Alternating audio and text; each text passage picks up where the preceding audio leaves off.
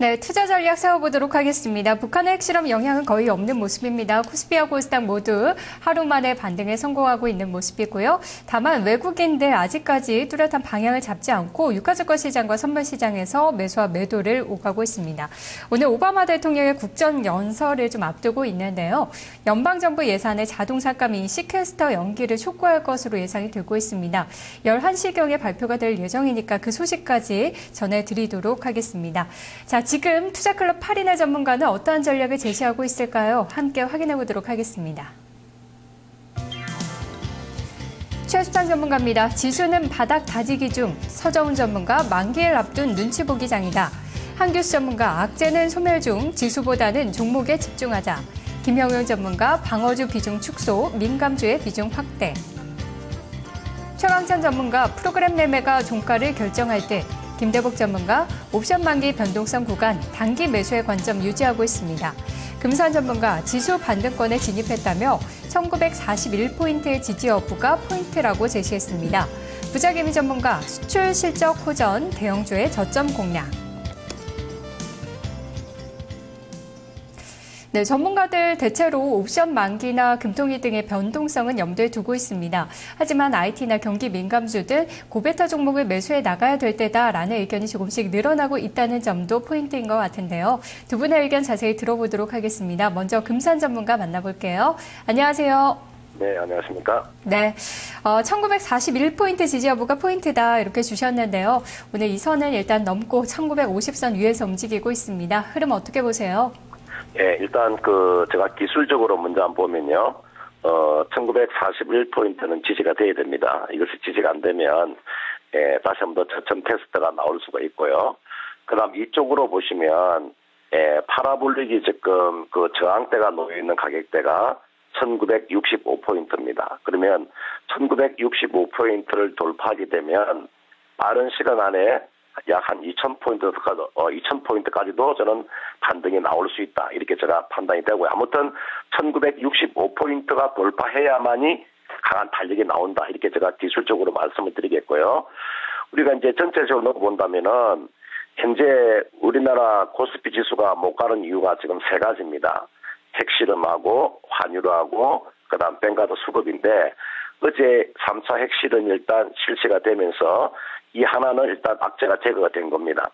그래서 지금부터는 이제는 뱅가드 수급 문제도 저는 충분히 해결될 수 있다. 왜냐하면 지금 중국계 자금이나 연기금에서 흡수를 해주기 때문에 다만 지금 자리가 환율이거든요. 저는 그래서 환율에 가장 민감한 업종이 IT하고 자동차입니다. 그렇기 때문에 저는 단기적으로 지수는 좁은 밴드권 내에서 움직이겠지만 가격 메리트를 바탕으로 해서 최근에 조정의 끝자락에 있는 업종들이 굉장히 많습니다. 예를 들어서 제가 말씀을 드린다면 코스피 종목군 중에서 카프로 같은 이런 종목이라든지 또는 송원산업 같은 이런 종목이라든지 이런 종목군들이 지금 일단 바닥권에서 일단 뚫고 올라오는 이런 모습이 나와주고 있거든요. 저는 그래서 업종 여러분들이 선택을 잘 하셔야 되는데 저는 통신이나 전기나 이런 내수주 또는 제약주 등 이런 경기 방어주는 선도주를 지금 제외하고는 추세적인 관점에서 놓고 본다면은 이미 꺾이고 있는 종목이 상당히 많이 있습니다. 그걸 여러분 꼭 주목을 하셔야 되고요. 그 다음에 화학이나 철강이나 조선이나 건설이나 그다음 은행이나 정권업종들은 아직까지는 추세가 역배열입니다. 그런데 이런 종목군들이 저는 앞으로 강력한 좀 상승 흐름이 저는 시도가 될 것이다. 그 예로 하나 제가 든다면은 OCI가 지금 태양광 관련 종목군들 흐름이 지금 시간을 두고 보면 상당히 지금 좋게 움직이고 있다는 거죠. 저는 이것이 앞으로 OCI를 기점으로 해서 이런 경기 민감주들의 투자 심리가 저는 회복이 된다고 보기 때문에 지금 자리에서는 경기 방어주보다는 경기 민감주를 초점에서 매수해서 시간과의 싸움을 하는 구간이다. 저는 이렇게 판단이 되고 있습니다. 네, 알겠습니다. 전문가님 말씀 고맙습니다. 네, 고맙습니다. 금산 전문가 역시도 경기 민감주들 이야기를 해줬는데요. 화학 섹터 내에서도 중소형주들 특히 눈여겨보시네요. 카프로나 송원산업. 그리고 기술적으로는 파라볼릭의 저항대가 있는 1965포인트. 이것을 돌파해줘야 2000선까지도 도달이 가능할 것이라고 짚어줬습니다. 자, 다음으로 최강찬 전문가 만나보겠습니다. 안녕하세요. 네, 안녕하십니까. 최강찬입니다. 네, 어제 박스권의 전략 말씀해 주셨는데요. 오늘도 그 안에서 움직이고 있습니다. 프로그램 매매가 종가를 결정할 것이다. 최근에 커지고 있는 프로그램의 영향력을 좀 보고 계신 것 같네요. 네, 그렇습니다. 그 2월문 옵션 만기는 작년 그 배당 매수세와 더불어서 그 1월 달에도 어느 정도 뭐 청산이 좀 됐습니다만은 충분히 청산되지 않았었기 때문에 배당 매수세가 일정 부분 청산이 될 수 있는 그런 가능성이 좀 열려 있다고 봐야 되겠죠. 어제 상당 부분 많이 또 청산이 좀 되기는 했습니다만은 내일 옵션 만기 당일까지 만기 청산을 시도하는 어떤 그런 역의 세력들도 있을 가능성이 좀 높다라고 좀 봐야 될 것 같고요. 그리고 앞서 또 말씀이 좀 나온 것 같습니다만은 지금 큰 흐름에서는 그 1960포인트가 어떤 그 저항의 역할을 지금 하고 있죠. 하락하고 있는 21선과 그다음에 상승하고 있는 61선이 데드크로스가 임박이 되는 자리가 바로 1960 라인이기 때문에요. 1960포인트의 어떤 그 데드크로스, 중기 데드크로스의 어떤 흐름, 그 압박에서도 단기적으로는 자유로울 수 없다라는 그런 관점으로 보는 것이 좋습니다. 그리고 또 오늘의 하루의 어떤 흐름에서는 약 한 4, 50분 정도 뒤에 발표가 될 것으로 보이는데 미국 오바마 대통령의 연두교서가 있죠. 여기서 이제 북한 3차 핵실험과 관련된 강경 발언이 나올지 여부가 국내 어떤 증권시장과 금융시장에 또 변동성을 유발할 수 있는 그런 요인이 될 가능성이 높기 때문에 오늘 프로그램 매매 어떤 흐름과 그 다음에 오바마 연두교서의 흐름에서 북한 관련 발언의 흐름을 주목을 좀 해야 되겠다라고 말씀을 드립니다. 그 단기적인 어떤 관점에서는요, 1960선 뭐 크게 보면은 1970인데요.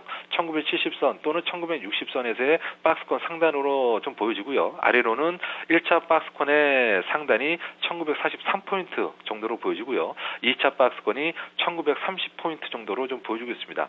이런 좁은 바운더리 내에서 최소한 이번 주 말 정도까지는 움직이라 이렇게 좀 보시면 크게 무리가 없을 텐데 이제 이번 주는 이러한 박스권의 구도인데요. 박스권의 위아래 분명히 위든 아래든 방향성이 설정이 좀 되겠죠. 그것이 빠르면은 다음 주 정도부터 가능하리라 보여지는데, 그거는 이제 가장 큰 중요한 척도는 엔화의 흐름이다라고 좀 보여지고 있습니다.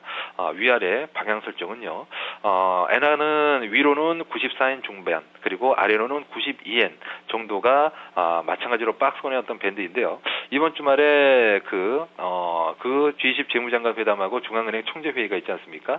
거기서 엔화의 흐름, 엔저의 흐름을 제어할 수 있는 그런 대응책이 나오지 않는다라면은 94엔대 이상을 다시 한번 넘어가는 흐름이 나오겠죠. 만약 엔저의 흐름을 잡아매는 그런 발언들이 좀 나오게 된다라면 92엔대를 내려가는 그런 흐름이 나타날 것입니다. 엔화가 92엔 이탈이냐 아니면 94엔 중반의 돌파냐 흐름에 따라서 종합주가 지수의 그 1, 2차 위쪽과 아래쪽의 밴드의 이탈 탈피 여부가 결정이 될 것이다. 이렇게 큰 흐름에서는 보고 있습니다. 네, 우리 증시 방향성을 잡는 요인에 대해서 설명해 주셨는데요. 그렇다면 종목은 오늘도 그냥 관망할까요? 저는 일단 뭐 좁은 어떤 밴드 내에서는 최근에 ETF 쪽만 좀 매매를 좀 하고 있는데요. 지금은 그 연속적인 어떤 상승세가 잘 나타나지가 않아요. 그래서 거래 비용도 지금은 뭐 쓸데없는 잦은 매매를 하게 되면 거래 비용도 뽑기가 쉽지 않은 뭐 그런 흐름이죠. 최근에는 2, 3일 정도 하락하면 하루 이틀 정도 반등하는 하락폭의 한 3분의 1이나 2분의 1 정도의 어떤 반등만을 단기적으로는 목표로 해서 가야 되는 그런 흐름이고요. 추세적으로 뽑아주는 어떤 종목의 흐름들이 매우 제한적인 그런 흐름이라고 얘기를 좀 할 수가 있습니다. 가급적이면 낙폭가다 종목들을 중심으로 해서 단기 흐름을 추정하는 흐름들이 좀 바람직하고요. 조금 멀리 본다라면은 뭐 건설 업종이라든가 또는 코스닥의 일부 종목들을 좀 중심으로 해서 신정부 출범의 어떤 모멘텀이 있을 만한 그런 종목을 중심으로 해서 단기 또는 중기적인 관점에서의 대응은 바람직하다. 라고 얘기를 할 수 있겠고요. 그다음에 아까 엔화의 흐름들 굉장히 중요하다 말씀을 좀 드렸는데 엔화의 흐름과 원화의 흐름에 따라서 수출주들의 흐름들, 즉 경기 민감주들의 어떤 방향성, 타진 여부들도 관찰을 좀 해야 되겠다라고 말씀을 드리는데요. 네. IT 대형주들의 흐름들이 의외로 흐름들이 좀 괜찮다라는 것은 특징적인 흐름입니다. 네, 전문가님 말씀 고맙습니다. 네, 고맙습니다. 최강찬 전문가와 함께했습니다. 프로그램 오늘 차익 쪽에서는 매수지만 비차익 쪽에 매도 나타나고 있는데요. 옵션 만기까지는 좀 지켜보셔야 될 것 같고요. 엔달러 환율 사흘 만에 하락하고 있습니다. 93엔대로 다시 내려왔는데 계속해서 추이 살펴봐야 될 것 같습니다. 두 분의 투자 전략 확인해봤습니다. 투자 전략 나우였습니다.